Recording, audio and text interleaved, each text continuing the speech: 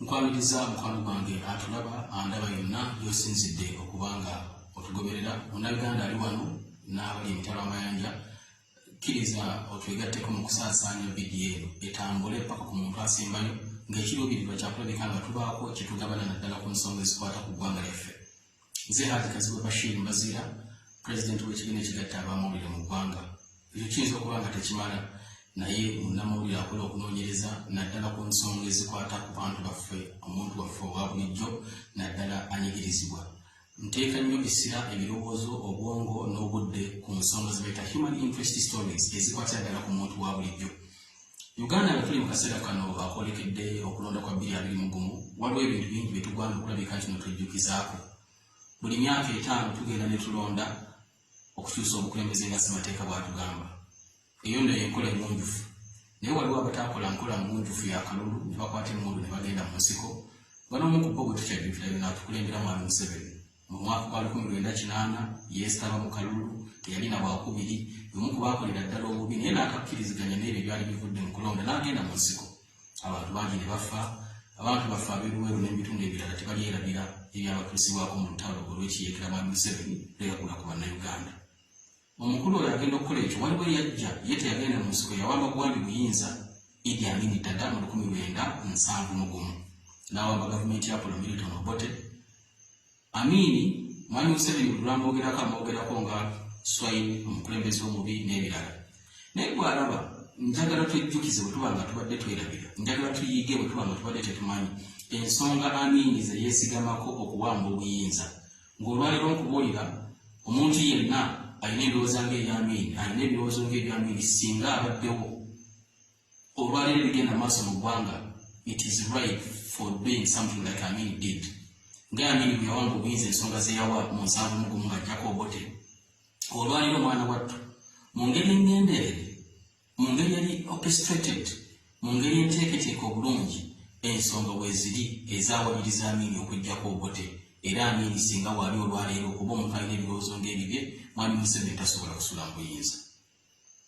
Batugamba abayivu nti history repeats itself, naye ebyo yabeera kirabye bubi. Ate abalala ne bagamba nedda, it is only the fools that repeat history. Tibabeera ababuyabuya abaddamu ebyafaayo naddala ebibi. Uganda olwaleero tuli emyaka 50 n'okusoba, waliwo ababuyabuya abataafuna kyakuyiga mu byafaayo ebyaliwo, abaddamu ensobi ze ezimu ezaakolebwa ezaggisaako ne gavumenti. Amini yatuwa ensonga 18 okuwamba Obote. Ngenda kumenya ezimu ku nsonga ze yeesigamako okujjawo gavumenti ya Apollo Milton Obote, ng'olwaleero gwe munnayuganda ali wano oba oli mitala w'amayanja. These reasons are evident. Tutambula nazo, we are seated watching, ensonga zikula zigaziwa n'okusinga bwe gwali mu myaka gy'ensanvu. One of those reasons, Amini ze yakulembeza, detention without trial. Baakwatanga abantu ne babasiba ewatali kubawozesa. Ku mulembe gwa Mwami Museveni atugamba nti mulungi nnyo era yajja kulibaleetinga emyaka 5 n'agimala ng'ali mu nsiko. Bantu bangi bali mu makomera, bantu bangi bakwatiddwa ewatali musango, bantu bangi battiddwa, bantu bangi bawaliriziddwa ewatali nsonga yonna olw'ebigendererwa by'abali n'abali mu buyinza. Saagala kugenda nnyo wala tujjukira abantu abaakwatibwa. Waliwo abasiraamu basenfuka abaakwatibwa ne bamala emyaka 2 ne babasibira e Nalufenya, ne babatwala e Luzira, ne babateeka mu safe houses, ne babakwata ne babookya paasi ne bajja mu kkooti ng'ebifuba bireenya nga batonnya bwe bati ng'ensi yonna eraba.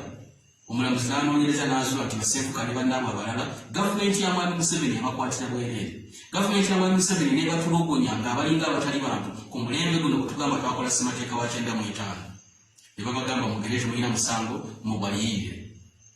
Gavumenti kooti ne gavumenti ebaliyirire. Nakati senfuka ne banne abaakwatibwa watali nsonga bali mu kubonaabona. Gavumenti tewangayo yadde olw'ataano ssente okuliyirira abantu abo.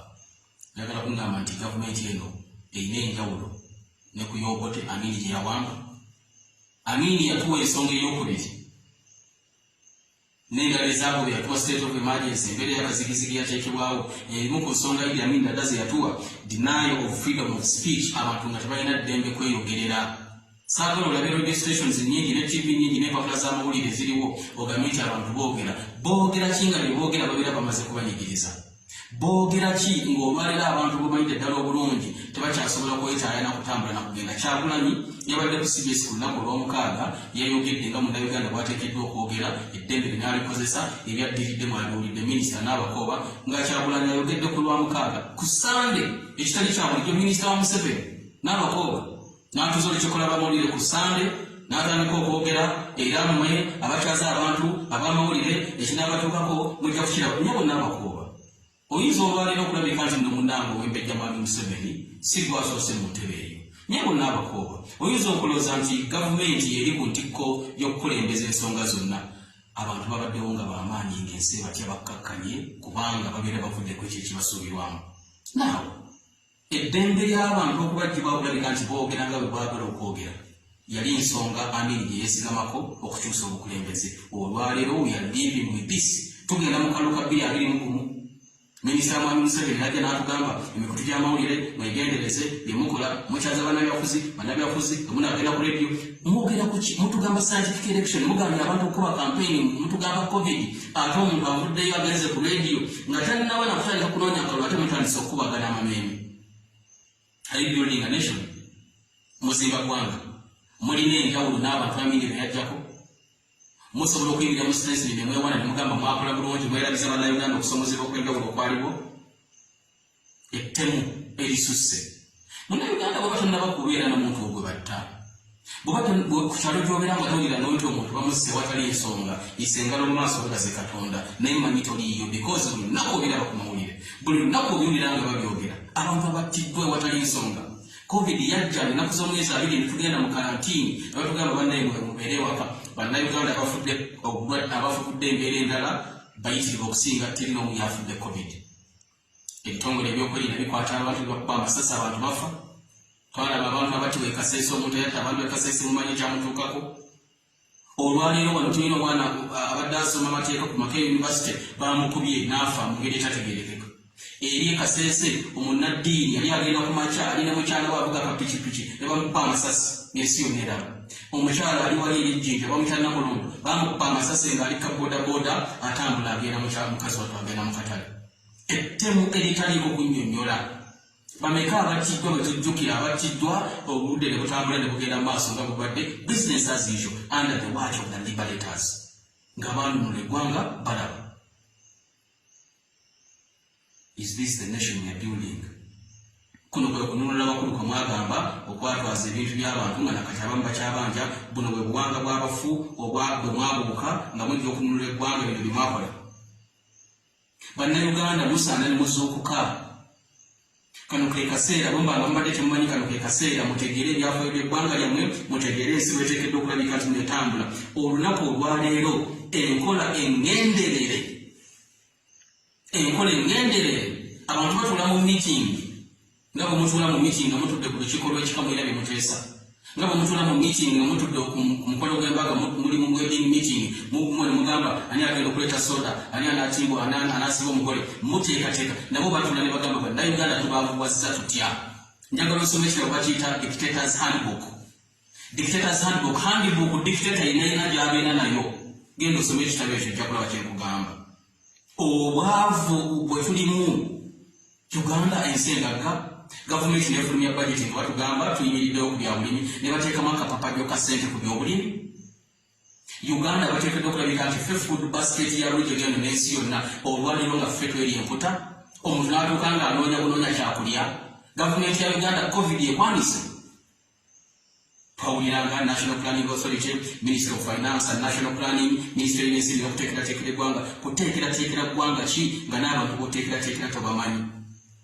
Njagala olwaleero oveeyo omukulu mu gavumenti otugambe tulina abakozi ba bodaboda bwe bati, tulina abatembeeyi bwe bati, tulina abantu bwe bati mu bintu clusters ez'enjawulo. Obwavu obuteeketeeke kubanga abantu abamu abatono baagala okulya ku lw'abangi abanaku abakuseera. Nga mukikola mu kwavuwaza bannayuganda nti omwavu yafugika akalulu kajja kutuuka omugulire sabbuuni omugulire ekitole kya sabbuuni omuwe butto omuwa akasukaali n'50 agenda akulonda okola kati eggwanga emyaka 5. Ng'okigenderedde when orchestrated plan okwavuwaza okunafuya okufuula abantu abakuseera mu nsi yaabwe. Naawe bino bwe tubyogera tetulina bukyayi bwonna eri omuntu. tulina obukyali bwonna oba buli langi eby'ebintu bye bakola abantu abo. Anti n'okujjukiza abantu baffe nti Uganda bano abatugamba nti baginunula, abantu baffe nti Uganda abatugamba nti balungi n'okusinga abayita mwana tubakendeevu mu bikolwa byabwe n'okusinga abo bwe bayambalira engatto z'obukulembeze nga baziddamu. Emiwendo gy'ebintu ne girinnya waggulu. Ne tubeera nga buli kimu tukijja wabweru, sente ne zigenda. Byonna byonna Amini yabyogerako. Ze ensonga Amini ze yawa. Ensonga y'emisolo, Idi Amin Dada yagifuula namba 9 unjustified taxes. Omuntu nga tasobola kusasula musolo. Omuntu okutaddeko omusolo omuyitirivu okugoba mu bizinesi. Gavumenti muswadde. Shame upon you guys. Mukaseera kano when everybody yeekwese wansi wa kitanda olwa lockdown. Abantu babagobye mu bizimbe tebalina ssente ze basobola kusasuza balandlord mayumba. Abantu babagobye mu mayumba ne gye bakolera tebakyalinayo obulamu bw'abantu bwonoonese because of the poor planning n'ekizibu ekya COVID. Gavumenti bw'oba muntu toli muntu oli kintuntu. N'okeera ku makya n'oba tuleese emisolo emipya. Tuleese emisolo emipya ku bizimbe ntusimanyi buli akolera mu kizimbe nga kirina obugazi bwa square feet bweziti ogenda sasula sente bweziti buli akolera mu luumu nga mukoleramu abantu 3 twongeza omusolo ku misolo endulundu n'endulundu. Pay as you earn, VAT, simanya byonna byonna, pay as you breathe, pay as you look, pay as you walk, pay as you die. N'omuntu okufa mugenda kutandika omusasuza omusolo. Kiki nyiza okugamba ku kino kyemukoze muleeta emisolo egitali justified. Makiru nga mumu abanene tebagenda kusasula misolo gino. Omuntu wa bulijjo omuwejjere yasasula emisolo gino. Ku bodaboda abaana ba bodaboda tebakyakola. Abantu abakola mu bulamu bwabwe bwabeerangawo abantu tebakyakola mu kaseera kano mugadde muleese emisolo emirala. Bwe muba nga temwateekateeka kwavuwaza bannayuganda mwateekateeka kubakola ki? So bino bwe tubibagamba nze ng'ow'amawulire mbajjukiza ku byafaayo ebize bibaawo. Bannayuganda Amini byonna byonna yabisamalayize n'agamba ezo ensonga n'endala kuba yawa ensonga 18 zirina wano olwakadde tujja kuba nga tunulako ku nsonga endala. N'agamba ezo n'ensonga endala bwe nzirabyemu kijustifyinga okukola military coup. Kubanga bwe tutakikola bwe tutawamba buyinza gavumenti y'obote egenda kuleetawo okuyiwa omusaayi. Munnayuganda wuliriza bulungi ensonga ezo, tambuza akatambi kano, ddamu ozeekenneenye ku nkomerero mpunzi kankugamba ezo zonna ensonga z'owulidde ntono nnyo ku nnyingi eziriwo ezisinga naawe ozimanyi. Byonna byonna in summary bw'obunzika kijustifyinga munnayuganda okusituka okubaako ky'okola. Kikumala bumazi munnayuganda okuzuuka n'ogamba tunyagiddwa, tunyigiriziddwa, tulyazamanyiziddwa, enough is enough.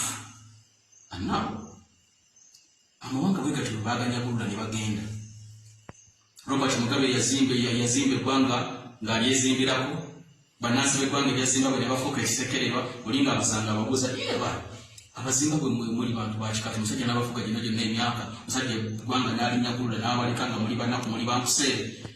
Kati munnayuganda tosekerera muzimba bwe. Munnayuganda gwekyakusekererwa ekiddako kubanga waliwo ebyawandiikwa bigamba birina amaaso naye tebiraba, birina amatu tebiwulira.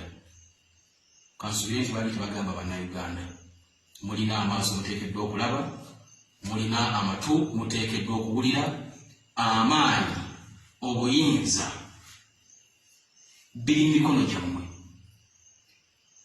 Tobawo omuntu yenna yenaakola kulowoozesa ekirala gwe wennyini gw'olina amaanyi gw'alina obuyinza.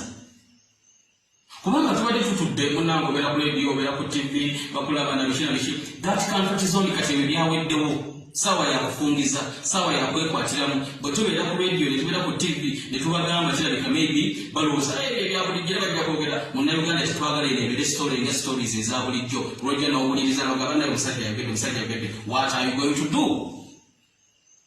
You have it. Mbagaliza okubeera obulungi mu katambi akaddako ngenda baleeta kye tuyita dictator's handbook. Kulagenda kyemalira waakuno bwe yasoma n'amalayo era nga kukitabu ekyo kwatambulisa eggwanga. Nkwagaliza okubeera obulungi. Basi zo